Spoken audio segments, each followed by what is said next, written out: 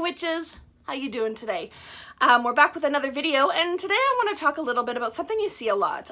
People saying that they're so empathic, that they're like, they're so easily overwhelmed that it's hard for them to go out in public. And sometimes people are saying, they think they might be a little bit psychic because they can read people like a book. And I want to talk a little bit about being empathic and where that comes from and what you can do if it's sort of ruling your life, if you will. Okay, so for those of you who are new around here, my name is Taya. Welcome to the channel where we talk about all things witchcraft. And for those of you who are returning viewers, maybe coming in from another video, thank you so much. I really appreciate the support. All of you, please do consider subscribing. It's a really great way to help us build the channel. So being empathic, basically, it's a real thing, but it's a trauma response, and I want to talk about that before you all just shut me down. I want to talk about it's a trauma response. It's real, but I don't think that maybe it comes from where a lot of people think it does. Majority of people who are so empathic are exhibiting a trauma response from early childhood, and they're not empathic as a supernatural phenomenon. It's not some secret hidden psychic ability. It's a trauma response. Now, when I say trauma, most people think I'm beaten and I'm abused, and I didn't have a childhood like that. And trauma is much more nuanced than that. It can mean like beaten, abused, etc. But it also might be a colder, distant parent or an inconsistent parent who's like your best friend one minute and then the next minute they're going off on you. Or it could be an absent parent. Basically, trauma comes from a parent who didn't put you first. That's really the traumatic part. And what happened when you had that parent who didn't put you first, as you should with a child, right? You need to keep the child in mind. They're not your friend. They're not the place to download your bad day. What happened when your parents treated you that way is you learned, first of all, to read the room, to pick up on tiny little gestures or speech patterns, anything that would indicate someone's mood or emotional state. Because when you were going to go ask mommy for a glass of milk, you needed to know that mommy wasn't going to lose her shit on you because now is not a good time, right? You learned to read the room. Like, she's on the phone right now and she's chewing her nails or she's smoking a cigarette, and like those are signs that mom is not in a good mood. Now it's not a good time to ask for milk. Okay? And then you learn to take on the emotions of other people as a survival mechanism.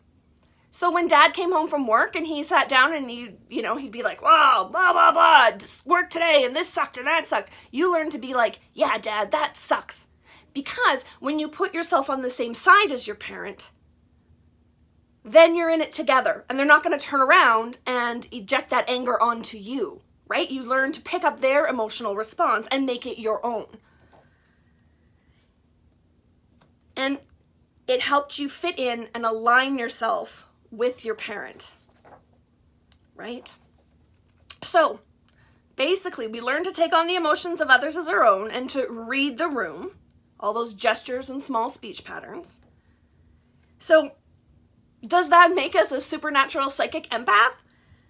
Or just someone who basically learned some coping mechanisms as a child and at the end of the day didn't learn boundaries as a child? That it's not necessary to take on the emotions of other people to survive in this world. That it's not necessary to constantly read the room. Right? So if you're living in a constantly shifting emotional state that's dependent on other people, that's not healthy. You should be dependent on yourself, on how you are feeling. Someone else having a bad day shouldn't bring you down, right? When you wake up and you're in a great mood, and then your husband walks into the room and he's like, wow, I was out shoving the sidewalk and the neighbor said this shitty thing to me, and you should be able to be like, oh, dude, that sucks. Oh, I can't believe they would say that. Anyways, going on with my day, not now I'm mired in this terrible, horrible, bad day too, right?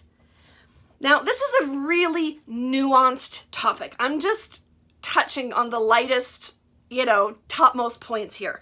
And I'm sure my therapist could do a much better job explaining it.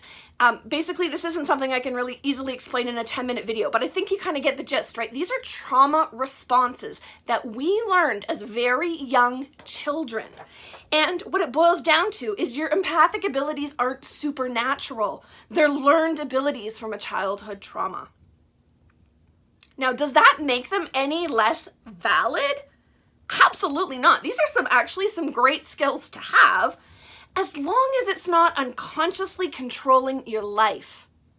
And this is where you see a lot of people in witchcraft who are like, well, I'm so empathic. I can't go out in public. I'm just overwhelmed by other people's emotions at all times. And they're habitually on this roller coaster of emotions, taking in like all the emotions of the people around them. That's not healthy. And if that's you, maybe you want to look into some therapy. And I'm not saying that as like a flip thing. I'm suggesting that as someone who has spent many years, tens of years, seeing a therapist on a very regular basis and working through childhood trauma of my own, okay? I used to be on that constant roller coaster of taking on everybody else's emotions all the time. At this point now, it's just my superpower, right? And I'm really good at reading people. But I've learned that boundary between taking it on as my own and just being able to recognize it in other people. Now, basically, guys, therapy is the ultimate form of shadow work. And personally, just as somebody who's had, trauma in my past and had things to work through, I personally, you can do you, but I personally do not recommend deep and emotional shadow work without the guidance and support of a licensed therapist. Okay? Because stuff is going to come up and you're not going to know how to read it. It's helpful to have that guidance of somebody who knows. So if you want to learn a little bit more about childhood trauma and how it affects us as grown adults, just before we go, I want to recommend you check out the Crappy Childhood Fairy. That's her channel on YouTube. I will link it in the description below. She talks about childhood trauma and sort of how that shows up in our lives as adults, and it's just very, very interesting. So that's our video for today.